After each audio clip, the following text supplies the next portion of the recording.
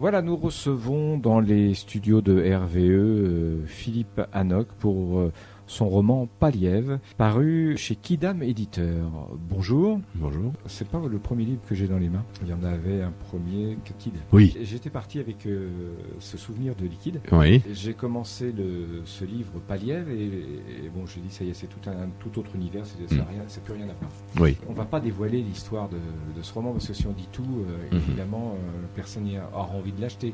Mais comment vous pourriez caractériser ce roman en quelques mots ? Déjà, c'est un roman dont on peut résumer en quelques mots l'histoire. C'est possible, puisqu'en fait, il s'agit on suit un personnage qui s'appelle Lief, qui arrive à un endroit qui s'appelle Cosco, où il est attendu, d'après lui, pour être précepteur. Et lorsqu'il y arrive, il se rend compte qu'il n'y a pas d'enfant pour qu'il soit précepteur. Et donc, il n'a pas sa place, a priori, à Cosco. Et pourtant, il est accueilli. On lui donne un travail un peu absurde. Il doit recopier des factures. Et lui, il sent bien que ce travail n'est pas ce qui lui convient, mais il le fait pour rendre service. Et petit à petit, il a l'impression que les enfants sont arrivés et qu'il peut leur préparer des exercices. Il a l'impression que il a une histoire d'amour avec la jeune fille de la maison. Oui. Et nous, lecteurs, puisque je suis aussi le lecteur, en fait, je suis le premier lecteur du roman, eh bien, on se demande si les impressions de Lief correspondent à la réalité de ce qui se passe. Voilà, quelle est la réalité ? Et puis Lief se pose des questions. Oui. Il se dit, mais je suis tombé où ? Oui, tout à fait. Oui. C'est bizarre. Je recopie des factures. Je prépare des exercices pour les élèves que je ne vois jamais. Oui. Et pourtant, l'accueil autour de lui est tout à fait cordial. Oui, c'est vrai. Oui, l'accueil est cordial. Oui. Les choses se passent bien. Et d'ailleurs, ça revient très souvent dans son esprit. Il est content de ce qui se passe. Tout va pour le mieux, jusqu'à ce que les choses commencent à aller de moins en moins bien. Voilà. Alors, le roman, il n'y a pas, se situe, je dirais entre guillemets, si vous me permettez, nulle part, hors du temps, hors d'un endroit bien connu. Oui. Et vous avez par contre choisi des noms qui font penser à l'Europe de l'Est, peut-être. Oui, l'Europe de l'Est. Oui, c'est un peu ça. C'est un peu ça. Oui. C'est-à-dire qu'en fait, c'était un peu un retour au roman pour moi, Paliève, puisque en fait, depuis Liquide, dont vous parliez tout à l'heure, j'ai publié d'autres livres, mais qui ne sont pas vraiment des romans, et je voulais revenir au roman, mais d'une manière différente de ce que j'avais fait avant. Mes romans précédents, Rien qu'une affaire de regard, Par temps clair et Liquide, étaient vraiment des romans très très très réalistes, voire hyper réalistes, dont les lieux par exemple étaient clairement identifiables. Et là, au contraire, je voulais que le lieu joue un autre rôle. Il joue plus un rôle de décor que de lieu. Donc le décor joue un rôle très important, mais les lieux sont quasiment anonymes. Ce Cosco, on ne peut pas le situer. Et je voulais aussi que ça soit pas dans un pays immédiatement situable. Donc je voulais pas de nom français, effectivement. Donc il y a des noms à consonance slave ou germanique, donc on est effectivement un peu transporté dans l'Europe de l'Est. Et c'est vrai que il y a pas dans l'accueil critique, on a souvent parlé de Kafka. C'est vrai que je pars de quelque chose, notamment quand je résume le roman, on peut penser au château de Kafka, puisque le départ ressemble un peu. Après, ce que j'en fais, c'est tout à fait autre chose. C'est tout autre chose. Oui. Et puis le titre de précepteur. Alors ça aussi, ça m'a entre guillemets accroché dès le début, un précepteur. Oui. Ça se petit à côté des yeux, on se dit c'est hors temps, mais enfin c'est à une époque où ce jeune homme va rencontrer une bourgeoisie terrienne. Le précepteur, entre guillemets, ça existe toujours, mais pas sous cette appellation. Ça existe encore. Oui. J'ai connu un garçon à qui on avait proposé d'être précepteur du fils du roi du Maroc. Donc voilà. Ça fait bizarre d'entendre ça. Voilà. Oui. Donc c'est pas complètement. Mais bon, bien sûr, maintenant c'est quand même très très limité. Et là, donc d'ailleurs ce rôle de précepteur, on se demande on est en droit de se demander s'il existe ailleurs que dans l'esprit de Lief. Ça, la question se pose. Il s'est monté toute une histoire dans sa tête. Alors, quand on aborde le roman, il se passe la première scène qui est c'est très important, c'est quand on arrive, il s'arrête. Oui. Et il y a un mur rouge. Oui. Il voit une sandale. Oui. Voilà. Et puis, il a souvi un besoin fort naturel au demeurant. Oui. Et après, il faut bien noter ce début. Parce que ça permet de comprendre à la fin ce qui s'est passé, effectivement. Oui. Effectivement, c'est une scène clé et en même temps énigmatique. Et dans laquelle, effectivement, on voit effectivement le personnage. Donc, qui est obsédé au départ par le besoin de soulager un besoin naturel. Il a besoin d'uriner. Ça lui pose visiblement un gros problème alors qu'il y a absolument personne. Le paysage est désert, mais très dégagé, et ça le gêne visiblement. Et lorsque finalement il le fait, c'est face à un mur de briques qui joue un rôle important, quasi obsessionnel dans le roman. Et en fait, lorsqu'enfin il regarde le sol, il se rend compte qu'il a uriné effectivement sur une chaussure d'enfant. Et ça aussi, ça joue un rôle très important. Alors pour le lecteur,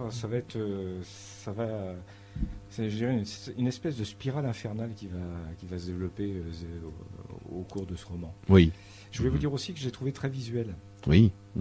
Parce que j'avais l'impression, même si c'était un lieu inconnu, à une époque non déterminée, on voyait le personnage, on voyait la cour de la ferme, on voyait le cycliste, tout.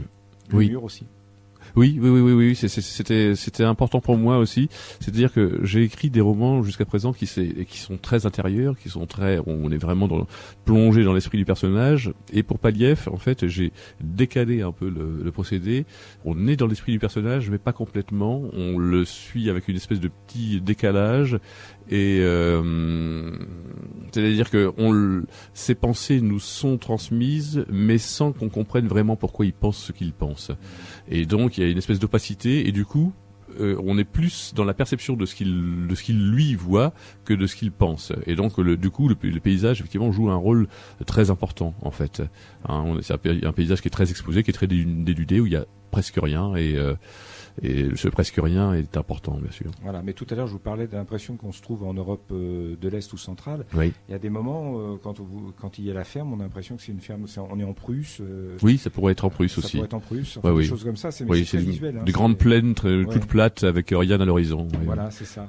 Et puis alors, le deuxième aspect, arrêtez-moi si je me trompe, qui caractérise ce roman, vous venez de l'évoquer, ce sont les réflexions, les interrogations de Lief. Oui. Et alors, au début, c'est très déstabilisant pour le lecteur, c'est agaçant. Oui. Mais on se dit, qu'est-ce qu'il veut aller où là? Et puis on poursuit au début, on dit, il faut que j'accroche, il faut que je lise, il faut que je sache où il veut aller. Oui. Et on se laisse emporter par le flot de ses pensées. On rentre un peu dans ce mental qui est très particulier. Oui. Ah oui. Je vous cache pas que ça met un petit peu mal à l'aise au début. oui, c'est un peu fait pour en fait. C'est-à-dire que moi, je compte beaucoup en fait sur l'imagination du lecteur, et donc j'écris. Je veux pas écrire au lecteur ce qui se passe. Je veux que le lecteur fasse le roman lui-même. En fait, donc imagine lui-même, et donc a priori, je crois que ça marche pas mal dans celui-là. Il faut véritablement que le lecteur construise l'histoire à partir d'indices qui lui sont donnés. Et effectivement, il est amené à imaginer quelque chose de tout autre que ce qui lui est raconté, parce que Lief, effectivement, la pensée de Lief obéit à une logique qui est très logique quand même, on peut pas dire le contraire, mais qui est en même temps très différente de la logique du lecteur en fait. Et donc il arrive à des conclusions, notamment par exemple lorsqu'il arrive à se persuader que les enfants sont arrivés et qu'ils font le travail qu'il leur propose. On se demande comment il peut arriver à telle conclusion, et pourtant on a le cheminement de sa pensée, et le cheminement de sa pensée est un cheminement logique. Mais très limité. Voilà, mais qui est, disons qu'il est logique, mais décroché de la réalité. Voilà, décroché de la réalité plutôt. Oui, c'est voilà. Ça qui convient. Mais on le voit décroché, de la réalité par rapport à l'intendante. Oui. Où il dit grosso modo, pour résumer, s'occupe bien de moi, elle est très gentille, et puis il se retrouve dans le lit. Oui, tout à fait. Il se pose des questions, mais. Tout à fait. D'ailleurs, je pourrais en lire un passage, j'avais prévu. Oui, volontiers. Oui. Effectivement. Et à travers ce roman, sans dévoiler le sujet, trop le sujet en tout cas, vous avez voulu aborder un thème bien particulier.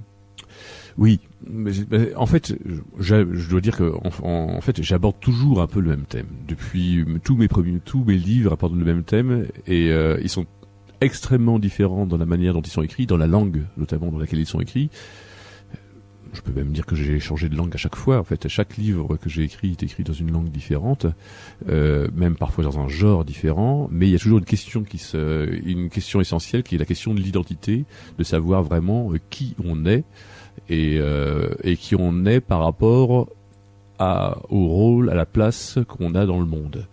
Et donc chez Lief, là, je suis passé carrément dans quelque chose de pathologique dans cette relation de l'être au monde, ce qui n'était pas le cas dans mes précédents romans, mais la question est au fond complètement la même. Et donc voilà, donc Lief finalement, même si son comportement nous paraît, même psychiatrique, oui. Voilà, oui, donc on sent bien que c'est quelqu'un qui a un trouble mental, mais en fait, il représente quand même pour moi véritablement la situation de l'homme face au monde. Moi, j'ai toujours le sentiment que le monde dans lequel je vis est inintelligible, opaque, et que moi-même, il est difficile de m'y faire comprendre. Et donc, en fait, Lief, c'est une espèce d'exagération du sentiment que l'on a par rapport au monde. La frontière entre le pathologique et la perception, je dirais, sensée et réelle, est pas si importante que ça. Elle n'est pas importante. Elle n'est pas importante, et d'ailleurs, on peut se poser la question, d'ailleurs, je la pose en 4e de couverture, est-ce que c'est Lief, en fait, qui est fou, ou est-ce que c'est le monde qui est fou? Bon, je dirais que, en fait, la proximité avec le château, la proximité et la limite avec le château de Kafka, elle est là. C'est-à-dire que chez Kafka, c'est a priori plutôt le monde qui est fou et K qui ne l'est pas. Dans Lief, c'est plutôt Lief qui est fou et le monde qui ne l'est pas. Mais en réalité, dans les deux cas, la question se pose. J'ai relu le château récemment. La question se pose pour K aussi, en fait, d'une manière très différente. La question de la folie du monde se pose aussi dans Lief. On se demande d'ailleurs pourquoi, finalement, s'il n'y a pas d'enfant, pourquoi accueille-t-il Lief? Pourquoi le renvoie-t-il pas tout simplement à son chemin? L'autre point qui m'a aussi interrogé, c'est la notion de qu'est-ce que la réalité. Oui. La réalité, c'est celle qu'on vous donne, c'est celle qu'on crée. Oui, voilà. Donc c'est tout à fait. C'est où là la limite on peut tendre vers le pathologique. Voilà, tout à fait. Oui. Donc là, effectivement, on est dans quelque chose qui n'a pas de réponse définitive. Et effectivement, lorsque Lief est sommé à la fin du roman de dire ce qu'il s'est passé, en fait, il est obligé d'emprunter des détours pour arriver à parler de ce qui s'est passé. Et du coup, d'ailleurs, ce n'est plus lui. Il parle à la 3e personne. Et d'ailleurs, il n'est plus lui-même.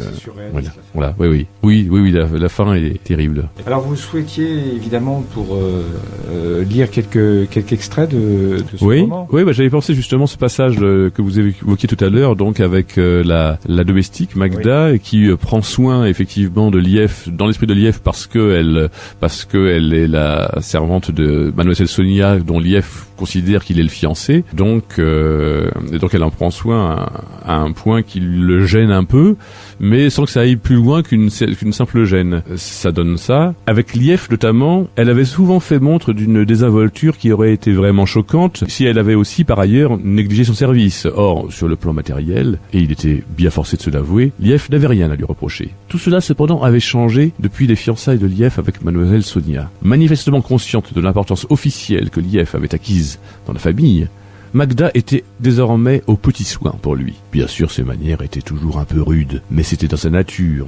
On ne pouvait guère espérer la changer et il fallait bien que Lief s'y fasse. Tout de même, cette façon qu'elle avait prise de le tutoyer et de l'appeler familièrement Lief, si elle n'avait pas été le signe évident de son attachement à son nouveau maître, le fiancé choyé de sa maîtresse attitrée, Lief aurait eu vraiment du mal à l'accepter. Mais quand il voyait tous les efforts que déployait cette fille pour se mettre à son service, il ne pouvait lui en tenir rigueur. Elle avait pris sur elle de loger Lief chez elle, dans sa propre chambre, qui était en effet bien plus grande et mieux arrangée que celle où Lief avait été provisoirement logé depuis son arrivée à Cosco. Et cette attention spontanée était assurément la marque d'un grand cœur sous cette rude écorce. Durant l'absence de Mademoiselle Sonia, car Mademoiselle Sonia avait dû s'absenter, sans que Lief ne parvienne à se rappeler les raisons de ce départ, mais elles étaient certainement relatives à l'organisation de leurs prochaines noces, et Lief avait vite cessé de s'interroger à ce sujet. Magda avait eu à cœur de remplacer sa maîtresse en tout auprès de Lief. Bien sûr, elle ne le faisait qu'avec les manières rugueuses des gens de sa classe, mais elle s'y donnait visiblement de bonne grâce, dépassant peut-être même parfois par excès de zèle les consignes qu'elle avait dû recevoir de Mademoiselle Sonia à propos de Lief, que ce dernier ne pouvait qu'en être touché. Au dîner, par exemple, elle avait pris l'habitude, avant de le servir, de lui attacher elle-même autour du cou une large serviette blanche, pour éviter de salir son beau costume, puisque, disait-elle, « Tu veux toujours faire l'élégant, et ça n'est pourtant pas toi qui fais la lessive ».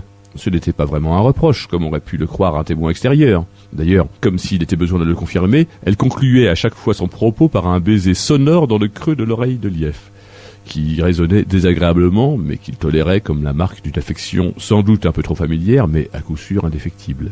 Ensuite, sans plus de façon, elle se servait à son tour, c'était le plus souvent des pommes de terre, et s'asseyait en face de lui comme sur un pied d'égalité, mais bien sûr en réalité pour combler le vide causé par l'absence de mademoiselle Sonia.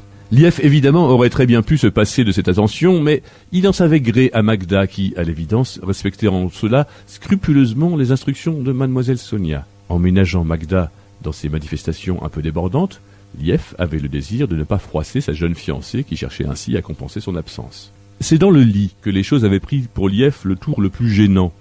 Car Magda n'en avait qu'un, et, soit par souci de simplicité, parce qu'elle n'en avait pas d'autre, soit dans le désir de faire oublier même la nuit l'absence de sa maîtresse, elle avait, dès le premier jour, pris l'habitude d'y rejoindre Lief, après avoir vigoureusement bordé celui-ci comme on le ferait d'un petit enfant. Lief avait été proprement stupéfait quand il avait senti dans le noir total de la chambre au volet hermétiquement clos, ce grand corps osseux se coucher et se serrer sans gêne aucune, tout contre lui. Heureusement, l'obscurité avait certainement dissimulé à Magda l'embarras terrible dans lequel Lief se trouvait. Mais celle-ci, qui en effet avait eu une journée bien occupée car elle ne chômait pas, travaillant sans cesse depuis l'aurore même en l'absence de sa maîtresse, s'était endormie presque aussitôt, comme Lief avait pu en juger par sa respiration sifflante et régulière, son grand bras pesant lourdement en travers de la poitrine de Lief. Le lendemain, elle s'était levée de bonne heure, comme à l'accoutumée, avait ouvert les volets, c'est l'irruption brutale du soleil dans la pièce qui avait réveillé Lief à son tour, s'était retournée vers Lief et, après un instant, lui avait déclaré qu'elle s'occuperait mieux de lui le lendemain, puisque c'était samedi. Puis elle avait éclaté d'un gros rire. Lief l'avait regardé sans bien comprendre les causes de son hilarité. Il regardait aussi sa poitrine nue, qu'elle n'avait pas pris la peine de couvrir. Ses seins étaient moins maigres qu'ils ne le paraissaient sous les larges tuniques qu'elle portait habituellement. Lief, à cette vue, essayait de tirer des généralités sur la pudeur, ou plutôt l'impudeur des personnes de cette classe. Magda l'avait regardé en face, puis elle avait baissé les yeux vers ses seins. Enfin, elle avait fait un geste avec son menton, elle l'avait pointé vers Lief, un peu brusquement, avec un reste de sourire aux lèvres, avant de lui tourner le dos pour finir de s'habiller. Est-ce vraiment une domestique ou vous le saurez enfin, vous poserez la question parce qu'il n'y a pas la réponse en ce qui concerne cette personne. Mais moi, je commence à avoir ma petite idée aussi. Il n'y a aucune réponse dans ce livre. Ouais, voilà. Ouais. Je trouve qu'il y a très souvent dans des romans, c'est quelque chose qui a tendance d'ailleurs à me détacher parfois des romans, pas de tous. Il y a trop de réponses. Et en fait, moi, j'aime bien en fait que le lecteur soit invité à proposer ses propres réponses, et je pense d'ailleurs, enfin j'ai déjà eu des retours sur ce livre de lecteurs qui me disaient des choses très différentes et qui pour moi étaient tout à fait aussi justes les unes que les autres. Mmh. Il n'y a pas de il n'y a pas de réponse ni d'explication définitive en fait à ce qui se passe. Sauf qu'il se passe quelque chose, ça c'est sûr. Mais d'une façon générale, d'ailleurs, ceux qui aiment lire s'approprient un livre. Oui, tout à fait. La vision et l'image et l'histoire qu'on en a est absolument différente d'un autre lecteur. Tout à fait. C'est là-dessus, c'est ça que vous vouliez dire. Tout à fait, oui, c'est l'œuvre ouverte d'Umberto Eco, c'est vraiment ça. Il faut. On se fait son cinéma en fait. Oui, tout à fait. C'est du cinéma intérieur. C'est du cinéma intérieur, oui. D'ailleurs, je voulais aussi d'ailleurs qu'il y ait une dimension un peu cinématographique dans ce livre, d'où l'importance des décors, en fait. Très bien.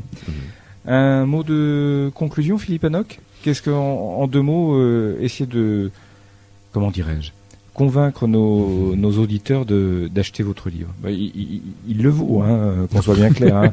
Je veux dire, l'histoire est intéressante, même si, comme je le disais tout à l'heure, au début, elle est déstabilisante. Oui. Mais très vite, on est emporté par le tourbillon. Je pense qu'en fait, précisément, je crois qu'il y a un moment où il faut accepter et même apprécier d'être déstabilisé.